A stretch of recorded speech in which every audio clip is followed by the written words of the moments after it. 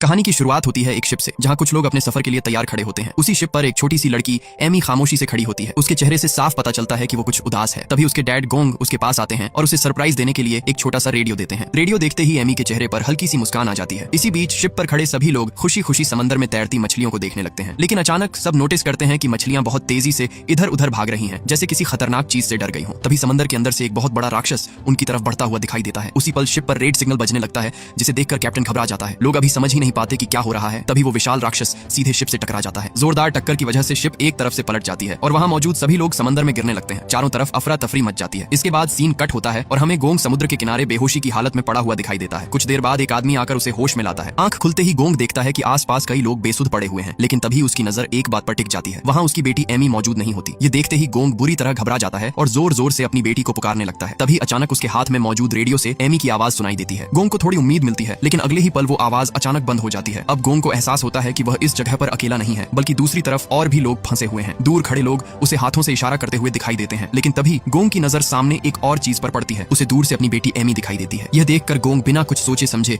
उसकी तरफ दौड़ पड़ता है, ताकि किसी भी हाल में वह अपनी बेटी तक पहुंच सके। लेकिन तभी गोंग का दोस्त उसे इशारा करके बताता है कि सामने कुछ अजीब सा हिल रहा है। यह देखते ही वहां मौजूद सभी लोगों की आंखें खुली की खुली रह जाती हैं, क्योंकि उनके सामने से एक बेहद विशाल मॉन्स्टर सांप उनकी तरफ बढ़ रहा होता है। अगले ही पल वह सांप अपनी लंबी पूंछ से लोगों को हवा में उछालने लगता है और कई लोगों को सीधे अपने मुंह में निगल जाता है। चारों तरफ चीख पुकार मच जाती है। यह देखकर गोंग बिना एक पल सोचे अपनी बेटी को बचाने के लिए आगे बढ़ता है, लेकिन तभी उसका दोस्त उसे पीछे से पकड़ लेता है। गोंग जब मुड़कर देखता है तो उसकी आंखों के सामने ही वह मॉन्स्टर सांप उसकी बेटी एमी को निगल लेता है। इसके बाद वह भयानक सांप सीधा जंगल के अंदर घुस जाता है। यह दृश्य देखकर गोंग वहीं खड़ा चीखता रह जाता है, क्योंकि उसकी बेटी को उसकी आंखों के सामने खा लिया गया था और वह कुछ भी नहीं कर पाया। लेकिन तभी अचानक गोंग के रेडियो से फिर से कुछ आवाज सुनाई देती है। ये सुनते ही गोंग को यकीन हो जाता है कि उसकी बेटी अभी भी जिंदा है। बिना देर किए वह जंगल के अंदर जाने के लिए आगे बढ़ता है। हालांकि वहां मौजूद कुछ लोग उसे जंगल में जाने से मना करते हैं, लेकिन तभी एक आदमी गोंग के साथ जाने के लिए तैयार हो जाता है। धीरे धीरे और लोग भी उनके साथ जुड़ जाते हैं और इस तरह कुल 6 लोग मिलकर जंगल के अंदर चले जाते हैं। पीछे खड़े लोग लगातार चिल्लाते रहते हैं कि वापस आ जाओ, अंदर जाते ही मारे जाओगे, लेकिन कोई भी उनकी बात नहीं सुनता। यह देखकर एक आदमी रेस्क्यू टीम को कॉल करने की कोशिश करता है, लेकिन वहां सिग्नल नहीं होता। उसी दौरान अचानक सभी लोग डर जाते हैं, क्योंकि उनका एक साथी अचानक गायब हो चुका होता है। तभी एक अजीब सी चीज एक आदमी को खींचते हुए जंगल के अंदर ले जाती है। बाकी लोग जान बचाकर वहां से भागने लगते हैं, लेकिन एक आदमी वहीं खड़ा रह जाता है। अगले ही पल वह मॉन्स्टर सांप अपनी लंबी जुबान से उसे पकड़कर जंगल के अंदर खींच लेता है। दूसरी तरफ बाकी लोग अपने साथियों को ढूंढते हुए जंगल के बीचों बीच दौड़ते चले जा रहे होते हैं। इधर मॉन्स्टर सांप अपने नेस्ट में वापस आकर जिन लोगों को उसने निगला था उन्हें अपने पेट से बाहर निकालकर फेंक देता है और फिर दोबारा शिकार की तलाश में वहां से चला जाता है। इसी बीच शिप के कैप्टन को होश आ जाता है। वह वहां से बाहर निकलने का रास्ता ढूंढने की कोशिश करता है, लेकिन जल्दी ही उसे एहसास हो जाता है कि वहां से निकलना नामुमकिन है, क्योंकि उस मॉन्स्टर सांप का नेस्ट जंगल के बिल्कुल बीचों बीच होता है और बाहर जाने का कोई रास्ता नहीं होता। कैप्टन एक एक करके सभी लोगों को होश में लाता है। तभी उसकी नजर गोंग की बेटी पर पड़ती है, जो अब तक जिंदा होती है। कुछ देर बाद उसे भी होश आ जाता है, लेकिन उनकी परेशानी यहीं खत्म नहीं होती। वहां उन्हें उस मॉन्स्टर सांप के बहुत सारे बड़े बड़े अंडे दिखाई देते हैं। कैप्टन जैसे ही उन अंडों को छूने के लिए हाथ बढ़ाता है, गोंग की बेटी उसे तुरंत मना कर देती है। वह बताती है कि ये अंडे कभी भी फट सकते हैं और इनमें से सांप के बच्चे बाहर निकल सकते हैं। ये सुनते ही वहां मौजूद सभी लोग और ज्यादा डर जाते हैं, क्योंकि उन अंडों का टाइम पूरा होने वाला होता है और किसी भी पल तबाही मच सकती है। तभी वहां मौजूद एक बूढ़ा आदमी अचानक एक पत्थर उठाता है और एक अंडे को जोर से तोड़ देता है। उसका मानना होता है कि अगर इन अंडों को समय से पहले नष्ट कर दिया जाए तो अंदर मौजूद सांप मर जाएंगे। लेकिन जैसे ही अंडा टूटता है, उसमें से एक सांप का बच्चा बाहर निकलने लगता है। ये देखकर सभी के पैरों तले जमीन खिसक जाती है, क्योंकि अब साफ हो चुका होता है कि उनकी जान खतरे में है। डर के मारे सभी लोग तुरंत एक बड़े पत्थर के पीछे छुप जाते हैं। उधर वह सांप का बच्चा पूरी तरह अंडे से बाहर निकलकर उनकी तरफ बढ़ने लगता है। वह उन्हें खाने ही वाला होता है कि तभी उसकी नजर पास ही जमीन पर पड़ी एक औरत पर पड़ती है, जो पैरालाइज्ड होने की वजह से हिल नहीं पा रही होती और मदद के लिए चिल्ला रही होती है। अगली ही पल वह सांप सीधे उसकी तरफ बढ़ता है और वहीं उसे निगल लेता है। दूसरी तरफ जंगल के अंदर फंसा हुआ गोंग का ग्रुप अभी तक मॉन्स्टर सांप या अपने गुम हुए साथियों का कोई सुराग नहीं ढूंढ पाता। थक हार कर वे कुछ देर आराम करने के लिए बैठ जाते हैं। इसी दौरान इरनी पास खड़े एक पेड़ को काटता है और उस पेड़ के अंदर से अजीब सा काले रंग का लिक्विड बहने लगता है। तभी वहां खड़ा एक आदमी माचिस की तीली जलाता है और गलती से वह तीली उस काले लिक्विड पर गिर जाती है। अगले ही पल वहां भयानक आग भड़क उठती है। यह देखकर इरनी तुरंत फायर एक्सटिंग्विशर से आग को बुझा देता है। आग तो बुझ जाती है, लेकिन धुएं की वजह से गोंग का सिर चकराने लगता है और उसके सिर में तेज दर्द होने लगता है। तभी वहां खड़े उसके साथी उस पर हंसने लगते हैं। अचानक गोंग को वही मॉन्स्टर सांप दिखाई देता है और उसी पल उसकी बेटी उसके सामने आ जाती है। वह गोंग से पूछती है कि बाबा, आपने मुझे मॉन्स्टर सांप से क्यों नहीं बचाया। अगली ही पल वह सांप उसे जकड़ लेता है और खाने ही वाला होता है कि तभी इरनी गोंग पर पानी फेंकता है और गोंग की नींद टूट जाती है। दरअसल यह सब एक डरावना ख्वाब था। असल में वह काले रंग का लिक्विड पेड़ों के बीच से निकल रहा होता है और उसके निकलते ही वहां एक जहरीली गैस फैलने लगती है। जब गोंग और इरनी पीछे मुड़कर देखते हैं तो उन्हें दिखाई देता है कि बाकी लोगों को पेड़ों की शाखाएं पूरी तरह जकड़ चुकी हैं। तभी सच्चाई सामने आती है कि ये कोई आम पेड़ नहीं है, बल्कि खतरनाक क्रिएचर है, जो अपनी शाखाओं से लोगों को पकड़कर मार डालते हैं। गोंग जैसे तैसे सभी को होश में लाता है और वे वहां से भागने लगते हैं, लेकिन पीछे से एक पेड़ उनके एक दोस्त को पकड़ लेता है और वहीं उसकी जान ले लेता है। यह देखकर बाकी लोग और तेजी से वहां से भागते हैं। इधर मॉन्स्टर सांप के नेस्ट में शिप का कैप्टन और वही बूढ़ा आदमी आपस में झगड़ रहे होते हैं। बूढ़ा आदमी कैप्टन को इस पूरी हालत का जिम्मेदार ठहराता है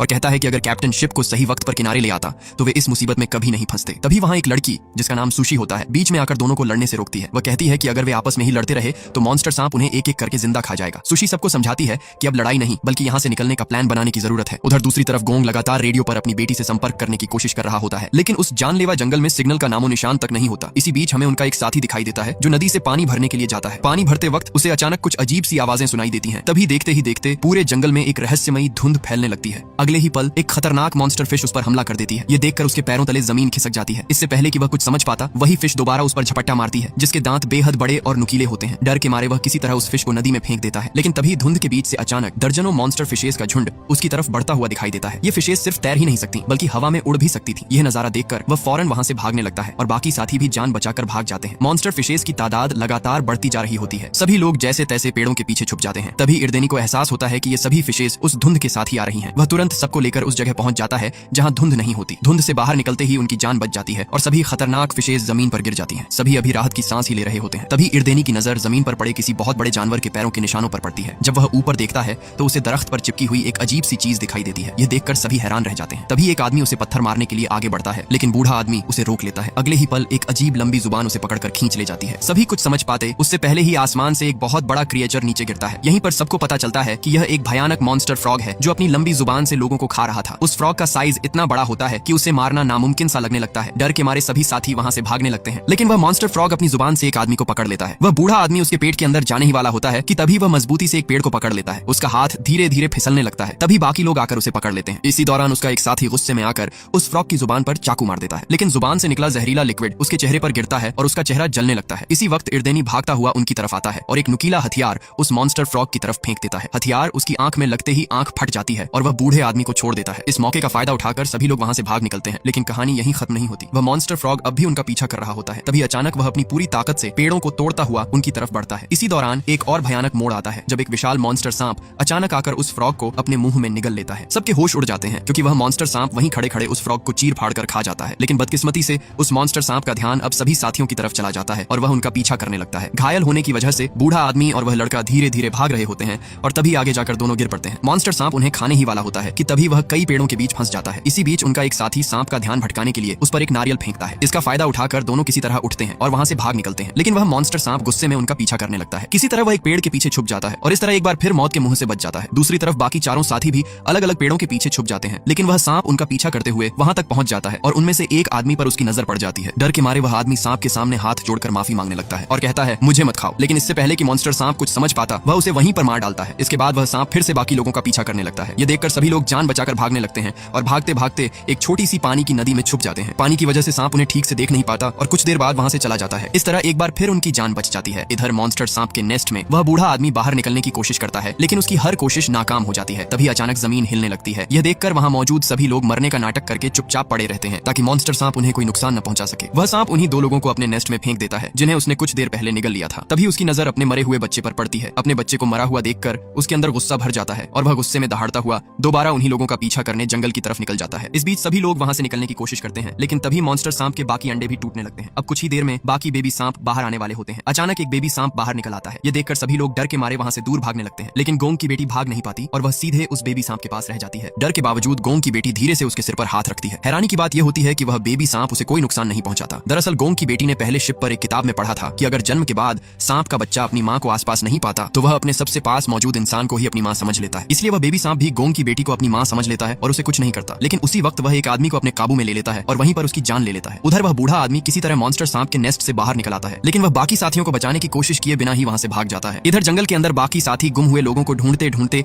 एक जगह पहुंचते हैं जहां उन्हें एक अजीब सा घर दिखाई देता है। वे सभी उस घर के अंदर चले जाते हैं। अंदर उन्हें कई केमिकल बोतलें मिलती हैं और दीवारों पर जानवरों की तस्वीरें लगी होती हैं। यहीं उन्हें पता चलता है कि यह जगह कई साल पहले एक एक्सपेरिमेंटल लैब हुआ करती थी जहां जानवरों पर खतरनाक प्रयोग किए गए थे। इन्हीं एक्सपेरिमेंट्स की वजह से यहाँ के जानवर भयानक मॉन्स्टर्स में बदल चुके थे। इसी दौरान उन्हें वहां एक पुराना रेडियो मिलता है और वे तुरंत रेस्क्यू टीम से संपर्क करने की कोशिश करते हैं, लेकिन वह रेडियो बहुत पुराना होता है और ठीक से काम नहीं करता। तभी उन्हें बाहर से किसी के आने की आवाज सुनाई देती है और वे तुरंत छुप जाते हैं। कुछ ही देर में वहां वही आदमी पहुंचता है जो मॉन्स्टर सांप के नेस्ट से भाग कर आया था। गोंग उससे घबराई हुई आवाज में पूछता है कि उसकी बेटी कहाँ है, लेकिन वह आदमी झूठ बोलते हुए कहता है कि सभी लोग मारे जा चुके हैं और मॉन्स्टर सांप ने सबको खा लिया है। ये सुनते ही गोंग के पैरों तले जमीन खिसक जाती है और वह अपनी बेटी को ढूंढने के लिए बाहर जाने लगता है, लेकिन उसका दोस्त इर्देनी उसे रोक लेता है। अगली सुबह गोंग चुपचाप बैठा होता है कि तभी उसके रेडियो पर हेलीकॉप्टर की आवाज सुनाई देती है। यह सुनते ही सभी लोग जंगल में निकलकर जोर जोर से आवाजें लगाने लगते हैं। लगते हैं, लेकिन बदकिस्मती से हेलीकॉप्टर उन्हें देख नहीं पाता और वहां से चला जाता है। इसी दौरान गोंग के रेडियो से अचानक उसकी बेटी की आवाज सुनाई देती है। गोंग तुरंत सबको बताता है कि सभी लोग अभी भी जिंदा हैं, लेकिन वह बूढ़ा आदमी अपने झूठ को छुपाने के लिए गोंग को पागल बताने लगता है और कहता है कि सब लोग मर चुके हैं। तभी दोबारा रेडियो से आवाज आती है। अब सबको यकीन हो जाता है कि लोग सच में जिंदा हैं। ये सुनते ही सभी के चेहरों पर उम्मीद और खुशी लौट आती है। ये देखकर वह बूढ़ा आदमी वहां से चुपचाप भाग जाता है। उधर वही आदमी हेलीकॉप्टर को अपनी तरफ बुलाने में कामयाब हो जाता है। हेलीकॉप्टर धीरे धीरे उसकी तरफ बढ़ ही रहा होता है। तभी अचानक वही भयानक मॉन्स्टर सांप उसे अपने मुंह में निगल लेता है। यह सब देखकर जंगल में मौजूद लोग दहशत से भर जाते हैं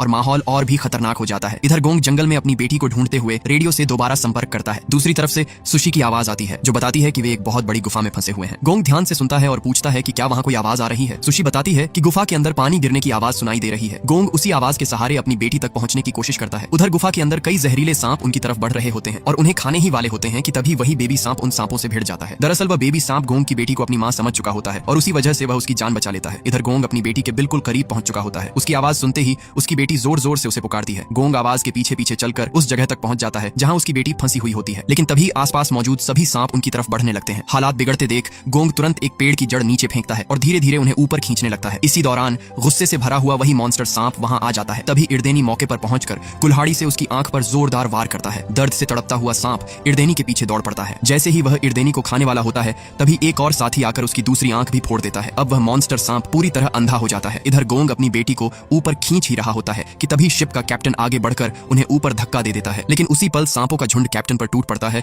और वह वहीं मारा जाता है। थोड़ी देर बाद एक और साथी आकर गोंग और उसकी बेटी दोनों को ऊपर खींच लेता है और उनकी जान बच जाती है। गोंग अपनी बेटी को सुरक्षित देखकर राहत की सांस लेता है, लेकिन तभी वह मॉन्स्टर सांप दोबारा होश में आ जाता है। खतरा अभी टला नहीं होता, इसलिए सभी लोग वहां से भाग खड़े होते हैं। दूसरी तरफ वही आदमी अपनी जान बचाकर जंगल से बाहर निकलने ही वाला होता है कि बदकिस्मती से वह फिर उसी मॉन्स्टर सांप के नेस्ट में गिर पड़ता है जहां से वह पहले भाग चुका होता है। अगले ही पल सांपों का झुंड उस पर टूट पड़ता है और वह वहीं मारा जाता है। इधर बाकी सभी साथी जंगल से बाहर निकल आते हैं, लेकिन इर्देनी सबको समझाता है कि अगर वे साथ रहे तो मारे जाएंगे, इसलिए सबको अलग अलग दिशाओं में भागना होगा। गोंग अपनी बेटी के साथ दूसरी तरफ भाग जाता है, जबकि इर्देनी और उसका साथी मॉन्स्टर सांप से लड़ने का फैसला करते हैं। इर्देनी पूरी ताकत से मॉन्स्टर सांप पर हमला करता है और उसे बीच से काट देता है, लेकिन वह मॉन्स्टर इतना ताकतवर होता है कि उसे कोई फर्क नहीं पड़ता। जैसे ही वह इर्देनी को खाने वाला होता है उसका साथी बीच में आकर उसे बचा लेता है और दोनों जंगल के अंदर भाग जाते हैं। वे उसी जगह पहुंच जाते हैं जहां जहरीला काला लिक्विड फैला हुआ होता है। मॉन्स्टर सांप समझ जाता है कि यह उसके लिए जाल है और वह वहां से वापस मुड़ने लगता है। इधर गोंग अपनी बेटी से कहता है कि वह वहां से दूर भाग जाए, अब उसे अपने साथियों की मदद करनी होती है, लेकिन तभी इर्देनी उसे चिल्लाकर वहां से भागने को कहता है। गोंग जैसे ही पीछे मुड़कर देखता है वह मॉन्स्टर सांप उसकी बेटी के पीछे खड़ा होता है और अगले ही पल उसे निगल लेता है। यह देखकर गोंग के अंदर गुस्से की आग भड़क उठती है। वह पागलों की तरह उस मॉन्स्टर सांप पर हमला करता है